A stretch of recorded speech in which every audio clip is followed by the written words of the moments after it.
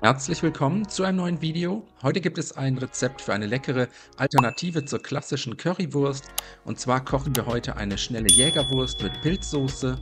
Dafür als erstes eine große Pfanne mit einem guten Schuss Öl erhitzen, 5 bis 6 Bratwürstchen in die heiße Pfanne legen und jetzt für 3 bis 4 Minuten bei mittlerer Hitze anbraten. Währenddessen kümmern wir uns um die restlichen Zutaten: eine Zwiebel abziehen und fein hacken, außerdem 400 Gramm braune Champignons in dünne Scheiben schneiden. Wenn das erledigt ist, die Bratwürstchen einmal wenden, von der anderen Seite ebenfalls für 3 bis 4 Minuten braun anbraten und dann können wir die Würstchen erstmal aus der Pfanne heben, kurz zur Seite stellen. Jetzt 100 Gramm Speckwürfel sowie Zwiebeln und Champignons in die Pfanne geben, bei mittlerer bis hoher Hitze für ein paar Minuten anbraten, gelegentlich mal umrühren, dann einen Esslöffel Tomatenmark zu den Pilzen geben, außerdem ein wenig süßes Paprikapulver drüber streuen, eine gute Prise Salz sowie frisch gemahlener Pfeffer.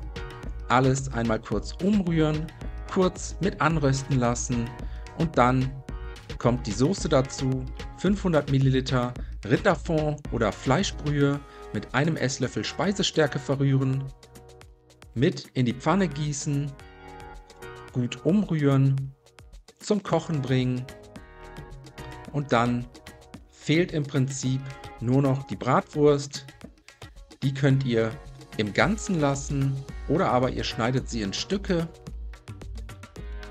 Die Wurststücke anschließend mit in die Pfanne geben, alles noch ein letztes Mal gut umrühren und dann sind wir fertig.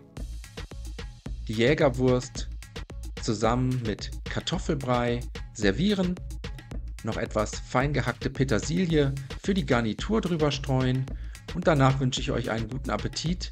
Viel Spaß beim Nachkochen. Bis zum nächsten Mal.